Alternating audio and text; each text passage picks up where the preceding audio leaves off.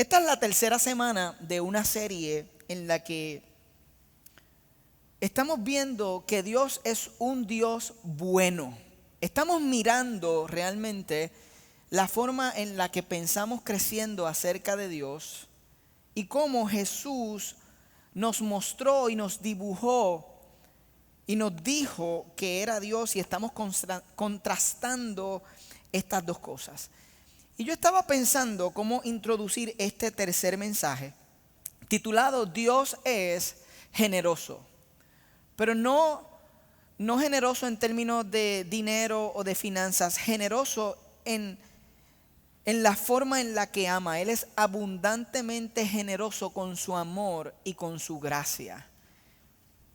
Y se me ocurrió pensar en cuál sería el letrero que se leería en la mayoría de las iglesias de Puerto Rico si hubiese un letrero que explica lo que está pasando dentro de la iglesia, que pudiéramos decir, bueno, en general en Puerto Rico este sería el letrero. Yo creo que este sería que les voy a mostrar, lo que leeríamos en ese letrero. Personas esforzándonos mucho para llegar a ser todo lo que Dios quiere que seamos. No sé cómo aterriza eso en tu corazón. En mi corazón se siente como un montón de esfuerzo, pero es la forma en la que la mayoría de esos letreros leerían en Puerto Rico. Incluso ese letrero resume el evangelio de las buenas intenciones que muchas personas han llegado a creer como el evangelio verdadero. También ese letrero resume una etapa de mi juventud, incluso algunas etapas en mi vida de adulto, cuando sin darme cuenta, inconscientemente, he gravitado hacia ese evangelio de las buenas intenciones. Déjenme explicar qué quiero decir, compartiendo mi experiencia tratando de agradar a Dios, ¿ok? Como ustedes saben, yo nazco en Vieques, Puerto Rico, y si no lo saben, pues quizás no hay muchas personas aquí que nacieron en Vieques. Vamos a ver, levante la mano aquel que está aquí que nació en Vieques. Muy bien, yo soy el único con la mano levantada. Me crío en Añasco como parte de una familia pastoral muy hermosa. Yo nunca me quejo de la experiencia de haber sido hijo de pastor. Y lo que voy a decir a continuación tiene que ver con mi forma, la forma en la que yo interpreté y aprendí algunas cosas, porque no importa cuánto te modelen algo, hay ocasiones que tú no lo percibes o no lo entiendes hasta que tienes cierta edad, cierta madurez. Mis padres me mostraron un amor de gracia, yo quiero establecer eso, pero en mi propia experiencia de vida, como yo soy humano igual que ustedes, pues yo interpreté ciertas cosas de Dios, no porque me las enseñaron de esa forma, sino porque mi experiencia de vida me llevó a interpretarla de esa manera. Y desde muy joven yo deseaba complacer su corazón, y al menos inconscientemente muchas veces yo pensé que la forma de lograr eso era esforzándome mucho y trabajando mucho en mi pecado. ¿Sabe? Yo quería mostrarle a Dios cuán genuino era mi amor por Él, cuánto realmente estaba dispuesto a buscarlo con todo mi corazón. Y yo llegué a pensar que si yo oraba lo suficiente, que si leía la Biblia con fidelidad y participaba en la iglesia, pues yo le iba a mostrar a Dios que Él iba a ver, mientras yo hacía esas cosas, ok, es verdad, Jonathan, tú me amas. Esa era la forma en la que se veía y venía procesándose en mi vida. Y ninguna de esas cosas son malas. O sea, orar, leer la Biblia con fidelidad, participar de la iglesia, todas esas son cosas muy hermosas. Pero es que yo había entendido que la forma de expresar amor a Dios y hacia Dios era haciendo algo. Pero en el fondo, y aquí es donde me encantaría preguntarles a ustedes si han vivido esto, en el fondo y en privado, en muchas ocasiones yo sentí que yo era una gran decepción para Él. En ocasiones yo me ponía una máscara de que todo estaba bien, pero me sentía que era una gran decepción, que no lograba agradar a Dios porque simplemente soy un ser humano igual que tú, que lucha con el pecado. Pero gracias a Dios, en mi tiempo de ser estudiante de teología,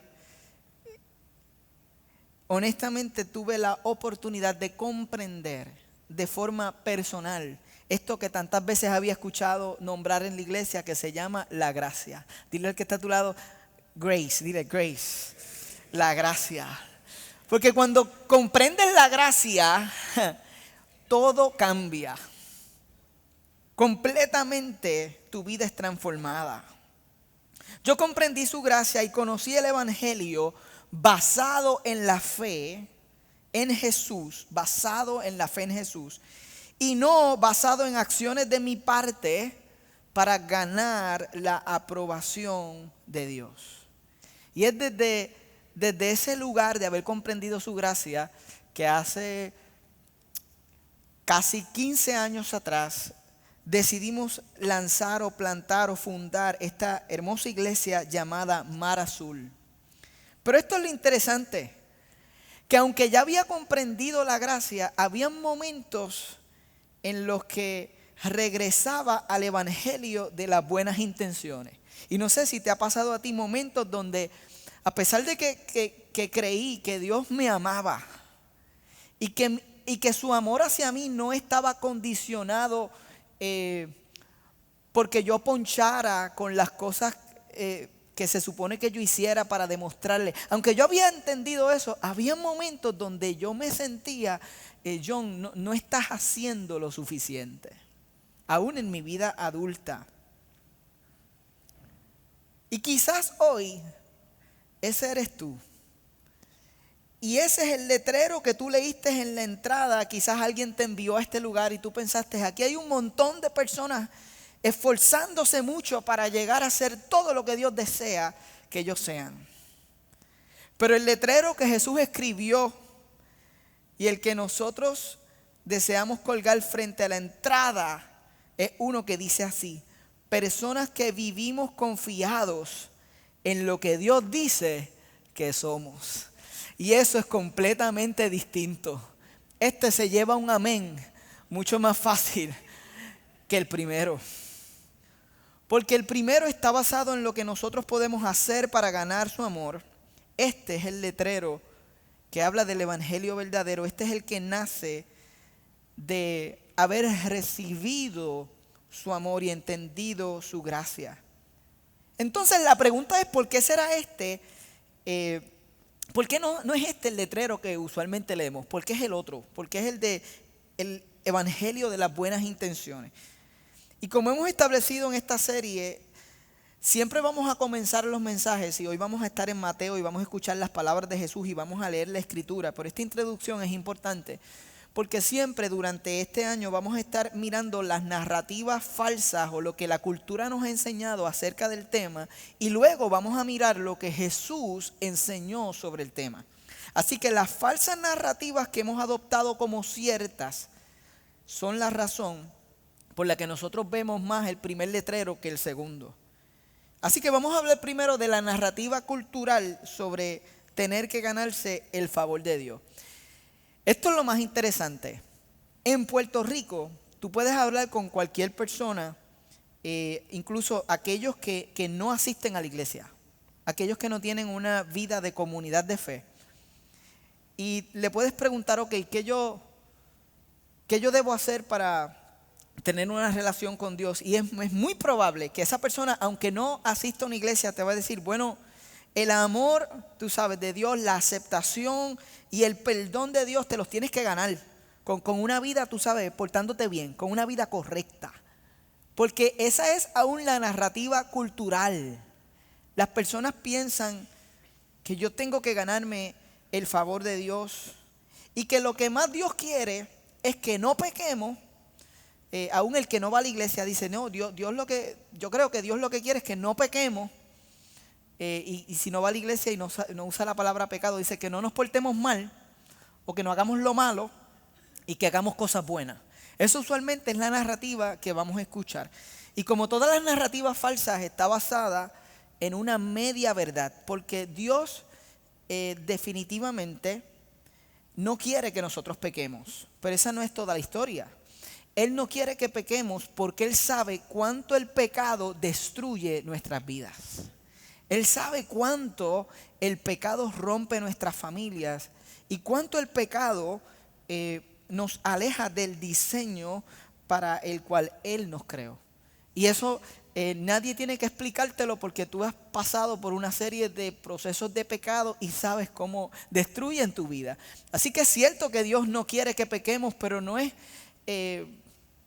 porque simplemente Él no quiere que pequemos, es que Él sabe cuánto nos destruye. Y es cierto que Dios anhela que nosotros hagamos lo bueno, pero también es porque Él sabe cuánto nos sana a nosotros cuando hacemos lo bueno, y nos sana a nosotros tanto como sana a los receptores de esos actos de nuestra bondad. Así que esta narrativa cultural de que tú tienes que ganarte el amor y el favor de Dios, yo creo que la aprendemos desde pequeño, porque quizás experimentaste que el amor de tus padres dependía de tu buen comportamiento. Por lo menos así se vio en casa. O sea, yo amo a mis hijos como quiera, los amo, mi amor por ellos es incondicional, pero cuando dormían yo sentía que los amaba más al principio.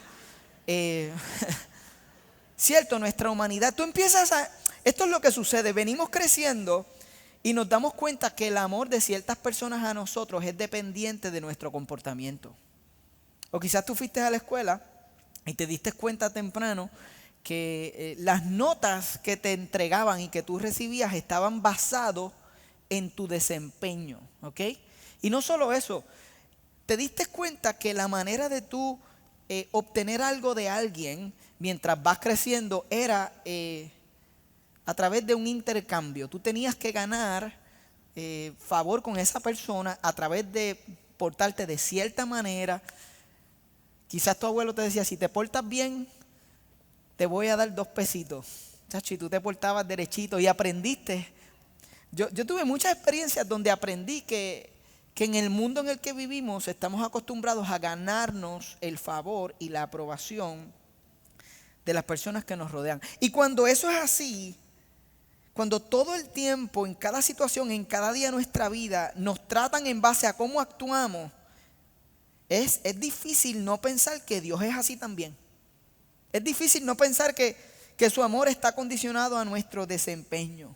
Así que hay una narrativa cultural y cosas que aunque no nos dijeron, nosotros aceptamos, que nos lleva a pensar que Dios es así.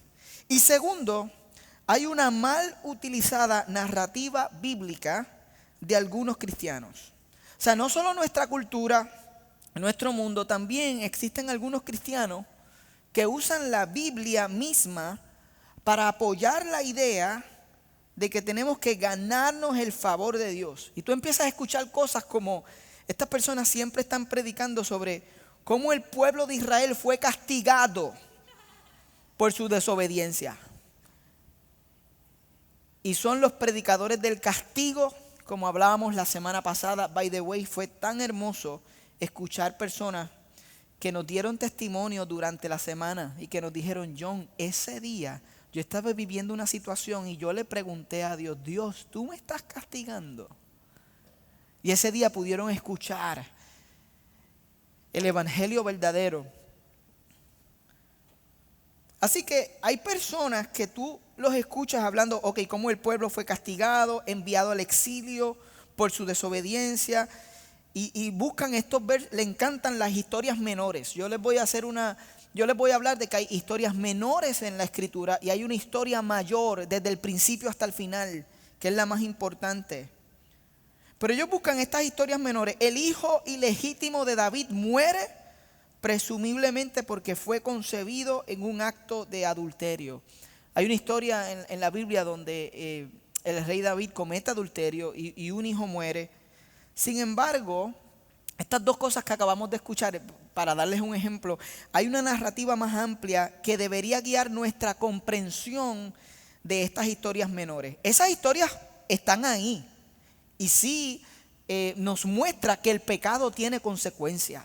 Escúcheme, el pecado tiene consecuencias y tiene malas consecuencias en nuestras vidas. Sin embargo, usar esas historias menores para dibujar un Dios a través de esas historias menores es perder de vista la historia más grande, porque miren esto, la historia más grande muestra que los israelitas fueron elegidos por Dios sin ninguna razón aparente y fueron liberados de la esclavitud y llevados a un lugar que fluye leche y miel a pesar de no haber hecho nada para merecerlo. Esa es la historia más grande, pero esa no es la que escuchamos. Tú sabes que del acto de adulterio y asesinato de David, el resultado, él debía haber pagado con su propia muerte, pero en cambio, él se convierte en un hombre conforme al corazón de Dios. Y David tiene otro hijo, Salomón, con la misma mujer con la que cometió adulterio. Y Salomón se vuelve sabio, poderoso y rico. Ajá. ¿Y qué le decimos a esa historia? Porque hay una historia mayor. Hay una historia desde el principio al final por la cual nosotros debemos interpretar las historias menores y las narrativas que apoyan esta idea de que tenemos que ganarnos el favor de Dios. Y hay pasajes en la Biblia, algunos selectos, bien pocos, que pueden hacernos pensar que esa es la narrativa mayor, pero son tan pocos en comparación a la narrativa de la gracia de un Dios que es enorme en perdón, en gracia, en generosidad. Pero desde el principio estamos tan acostumbrados a ver la otra historia. Porque Adán y Eva fallaron, y eso lo hemos escuchado tantas veces. Y Adán y Eva cayeron, y el pecado entró al mundo. Pero ¿saben cuál es la historia más grande detrás de esa historia? Que cuando ellos cayeron, Dios se acercó a ellos y los vistió. El Dios que nos viste cuando caemos desde el principio está ahí, pero no estamos acostumbrados a ver eso. Cuando pensamos en el mismo pueblo de Israel, Él elige una banda de nómadas malagradecidos que con frecuencia son infieles y se van detrás de otros dioses. Y Dios constantemente los invita, los trae con su amor. Y ellos siguen siendo infieles y se van detrás de otros dioses. Pero como cantaba Cristina y el equipo de worship hoy, y como decía en su declaración, Dios nunca los dejó. Esa es la historia de un pueblo que Dios llama por gracia, y a pesar de que son infieles, el Señor sigue siendo fiel a sus promesas. Esa es la historia más grande. Dile al que está a tu lado, esa es la historia más grande. Esa es la historia más grande. Miren cómo dice el salmista. Vamos a ir a la escritura y vamos a empezar a observar. Den gracias al Dios de los cielos. Su gran amor perdura para siempre. Ustedes pudieran leer eso conmigo, específicamente la última oración. Su gran amor. 1, 2 y 3. Su gran amor perdura para siempre. ¿Saben? La palabra que se traduce amor en el original es Hesed. Aparece 147 ocasiones en los Salmos, cada vez para describir la naturaleza de Dios. Dios es amor. Pero nuestras mentes están tan acostumbradas a la narrativa de tener que ganarnos el favor de Dios, que la vemos incluso cuando no está allí. ¿Y qué tiene Jesús que decirnos acerca de cómo es Dios y de esa narrativa? Vamos a ver la narrativa de Jesús, un Dios que es abundantemente generoso con su amor. Yo voy a pedirte algo que es muy difícil de hacer. Es que me encantaría que tú dejaras a un lado por un momento todo lo que tú crees que sabes y que conoces sobre Dios. Y yo sé que eso suena imposible, y supongo que lo es, pero intenta imaginar que no sabes nada sobre Dios, ¿ok? Y que estás a punto de escuchar a Jesús contar una historia sobre Dios y cómo Dios se relaciona con nosotros. Tú estás a punto de escuchar eso, nunca has escuchado, no sabes nada. simplemente escucha a Jesús hablarte sobre el Dios que Él conoce sin ninguna noción preconcebida. Ahora vamos a Mateo, capítulo 20, y vamos a leer comenzando en el verso 1 en adelante. Vamos a ver si puedes hacer eso. Asimismo, el reino de los cielos se parece a un propietario que salió de madrugada a contratar obreros para su viñedo. Acordó darles la paga de un día de trabajo y los envió a su viñedo. Cerca de las 9 de la mañana salió y vio a otros que estaban desocupados en la plaza. Les dijo: vayan también ustedes a trabajar en mi viñedo y les pagaré lo que sea justo. Así que fueron. Salió de nuevo a eso del mediodía y luego a la media tarde e hizo lo mismo. Alrededor de las 5 de la tarde salió y encontró a otros más que estaban sin trabajo. Les preguntó: ¿por qué han estado aquí desocupados todo el día? Porque nadie nos ha contratado, contestaron. Él les dijo: vayan también ustedes a trabajar en mi viñedo. Al atardecer, el dueño del viñedo ordenó a su capataz: llama a los obreros y págales su salario, comenzando por los últimos contratados hasta llegar a los primeros. Se presentaron los obreros que habían sido contratados cerca de las 5 de la tarde y cada uno recibió la paga de un día. Por eso, cuando llegaron los que fueron contratados primero, esperaban recibir más, pero cada uno de ellos recibió también la paga de un día. Al recibirla, comenzaron a murmurar contra el propietario. Estos que fueron los últimos en ser contratados, ¿trabajaron una sola hora? Y usted los ha tratado como a nosotros, los que hemos soportado el peso del trabajo y el calor del día. Pero él contestó a uno de ellos: amigo, no estoy cometiendo ninguna injusticia contigo. ¿Acaso no aceptaste trabajar por esa paga? Tómala y vete. Quiero darle al último obrero contratado lo mismo que te di a ti. ¿Es que no tengo derecho a hacer lo que yo quiera con mi dinero? ¿O te da envidia que yo sea generoso? Muy bien, esta es una historia y una parábola que cuenta Jesús. Y aquellos que lo escucharon tuvieron que escucharla con mucha facilidad, porque en el tiempo de Jesús se cree que había alrededor de 18,000 hombres desempleados sin trabajo en Jerusalén y sus alrededores. Y cada día ellos iban a los campos en busca de trabajo, y cuando no encontraban trabajo regresaban al mercado y charlaban entre ellos con la esperanza de tener la oportunidad de trabajar. En la parábola, este dueño de una viña contrata a un grupo de hombres temprano en la mañana, como a las 6 de la mañana, y les dice que vengan, y ellos acuerdan que van a trabajar por el salario normal de un día de trabajo.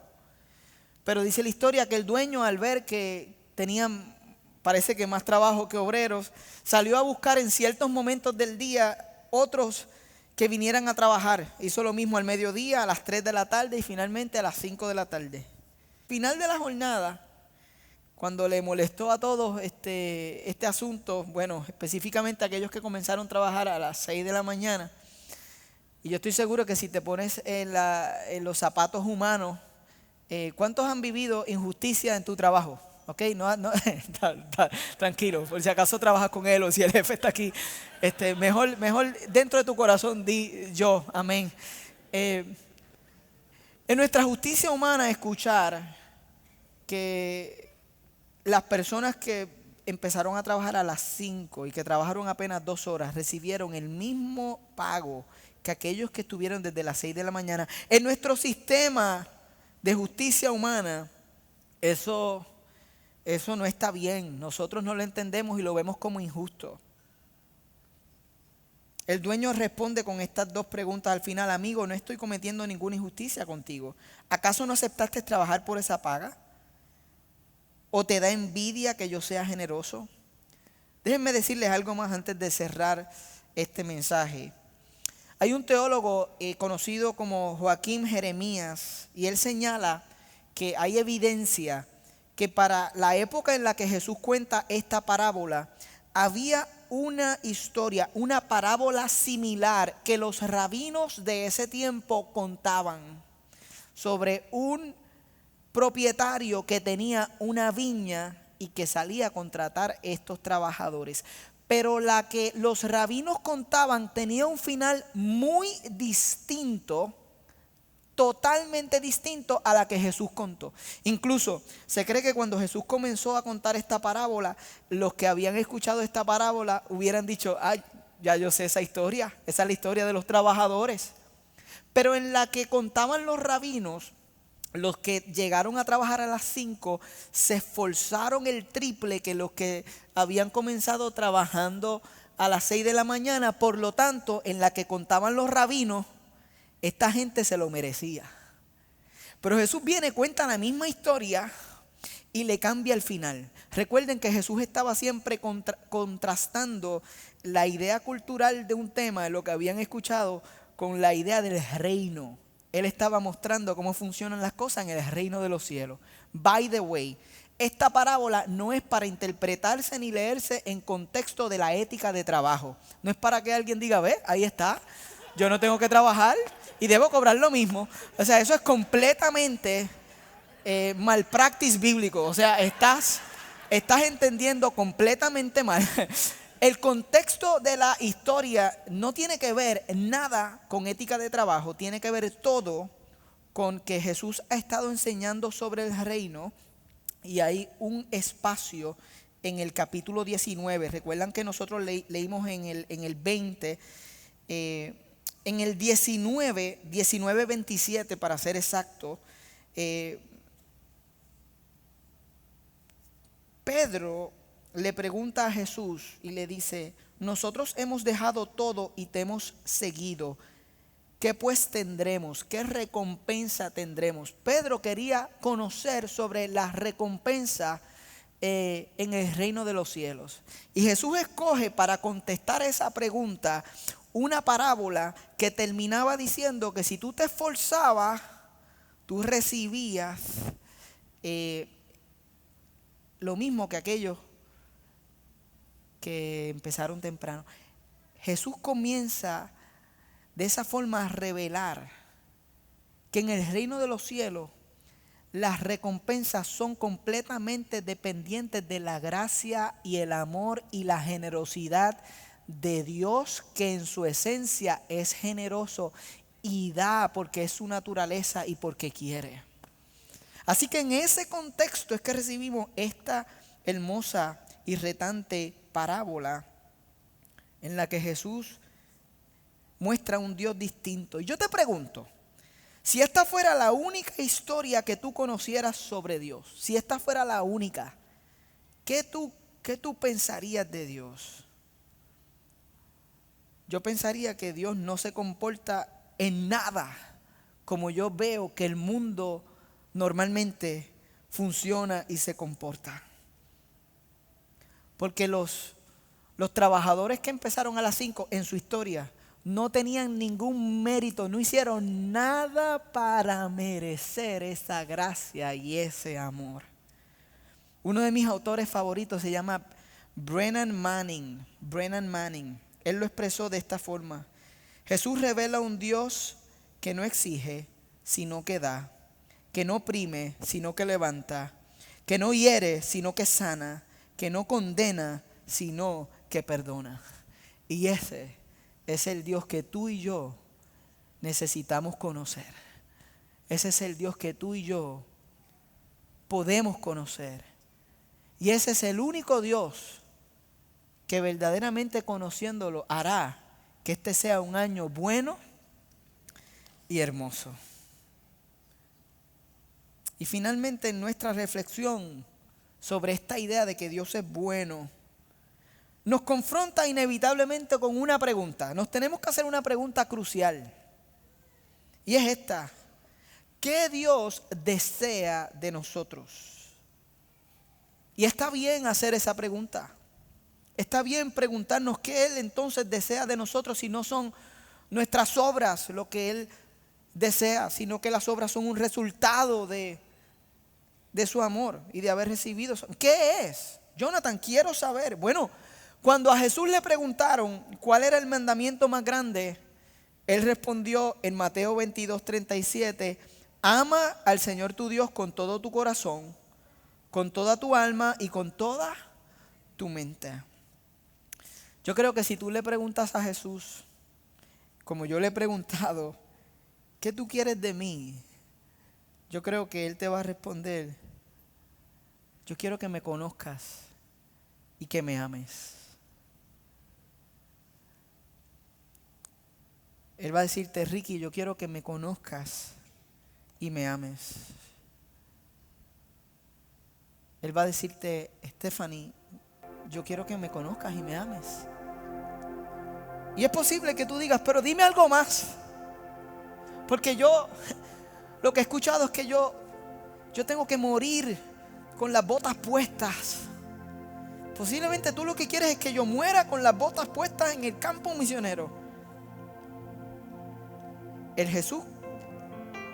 Dios que Jesús mostró, esa no sería su respuesta. Incluso hay personas que murieron con las botas puestas en el campo misionero y no conocieron este amor. Eso es lo más duro de entender.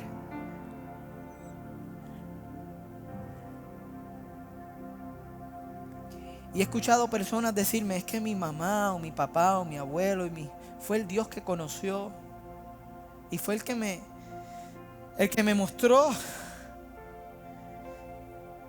Y esa fue su forma de relacionarse con Dios. Y sí, esa fue su forma de relacionarse con Dios, pero Dios nunca quiso que ese fuera el letrero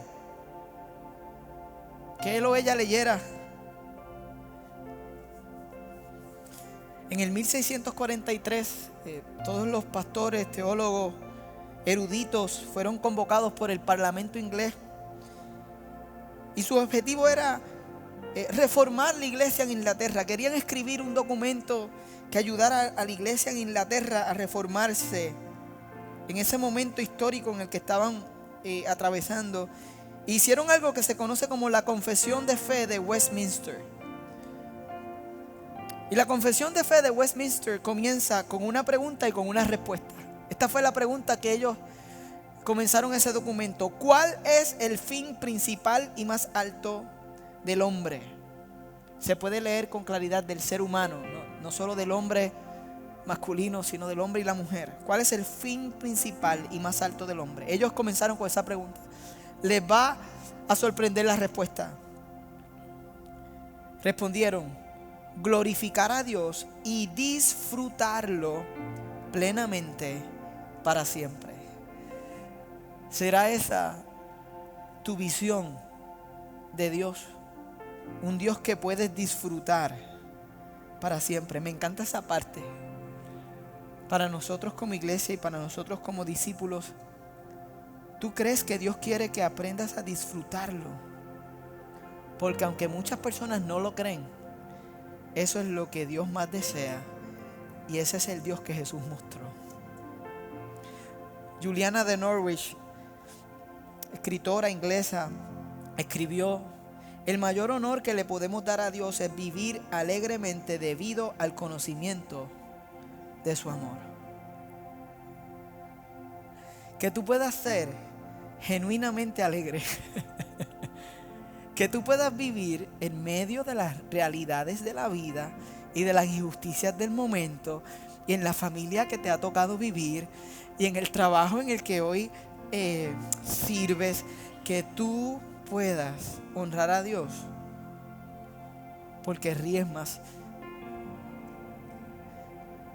Este año en mi casa he tenido la bendición de tener muchos grupos de discípulos y seguidores que pertenecen a este campus y trabajan en un área específica, y hemos estado haciendo una dinámica que es: ¿cuál es tu petición de este año?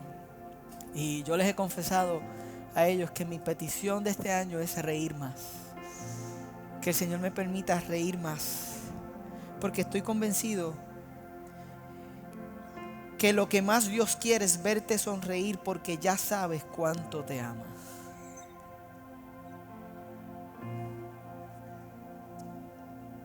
Termino leyendo 1 de Juan 4, 10 y 11.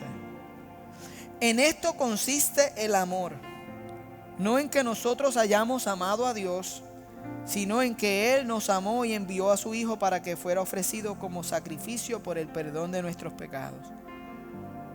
Entonces, miren, queridos hermanos, ya que Dios nos ha amado así, también nosotros debemos amarnos los unos a los otros. Estos versos muestran que nuestro amor por Dios, tu amor por Dios no determina la actitud de Dios hacia ti o hacia nosotros. Y eso es liberador, porque hay alguien aquí que dice contra Jonathan, yo no he amado a Dios. Honestamente yo no lo he amado. Yo he tratado de agradarle, pero no lo he disfrutado, no lo he amado de esa forma. Y la buena noticia es que aunque tú no lo has amado así, su amor no depende de tu actitud hacia Él. Él te amó primero. Él te amó antes de que tú hicieras algo para merecerlo. Él te amó porque es su esencia. Él te amó y nunca dejará de amarte. Y hoy Él quería que tú lo escucharas. Ponte de pie ahí conmigo. ¿Y qué tal si en este momento decides preguntarle al Espíritu Santo, ¿qué tú quieres que yo haga con este mensaje? Este momento no es para pensar en el que está a tu lado, ni en el que te invitó. Tú quieres un año bueno y hermoso. Dedícate a conocer al Dios que Jesús reveló. Y te voy a decir lo que va a pasar. Vas a ser cautivado por su amor. Vas a enamorarte de Él. Vas a empezar a disfrutarlo. Hay algunos de ustedes que posiblemente llevan años sin disfrutar el amor de Dios, pero han estado trabajando. El letrero que han estado leyendo por los últimos años es personas esforzándonos mucho para llegar a ser todo lo que Dios quiere que seamos. Pero hoy ese letrero está siendo desmontado de tu visión de Dios y de la iglesia. Y Jesús está escribiendo otro, el que dice personas que vivimos confiados en lo que Dios dice que somos. Y Él dice que somos hijos amados, que cuando ponemos nuestra fe en Él, nuestros pecados, nuestras faltas, nuestros errores son perdonados. Y que Él tiene la mejor intención para nuestras vidas. Y que Él va a caminar con nosotros las consecuencias de nuestro pecado. Y que Él nos va a ayudar a atravesar lo que tengamos que atravesar, porque fallamos y pecamos, con el conocimiento de que Él no nos rechaza por eso. De que todavía hay un espacio en su mesa para nosotros. De que sus planes no han terminado para con nosotros. Porque Él es bueno. Señor, te doy gracias porque como iglesia queremos que el Espíritu Santo nos hable y le hable a cada corazón sobre lo que deseas que podamos hacer. Señor, durante esta alabanza te pido que tu presencia extraordinaria llene nuestros corazones y que hagas en nosotros lo que tú anhelas. Y si durante esta canción hay alguien que dice, hoy yo necesito cambiar el letrero. Hoy el Señor ha escrito un letrero distinto en mi corazón. Hoy yo estoy entendiendo algo que no había entendido. Si la gracia y el amor extraordinario de Dios te está visitando el corazón y te está pidiendo hoy entregarte a Él, hoy queremos orar por ti como iglesia. Y de eso se trata este espacio. Así que si tú necesitas esa oración, no te vayas de aquí sin recibirla. Te invito a pasar con nosotros y a permitir que oremos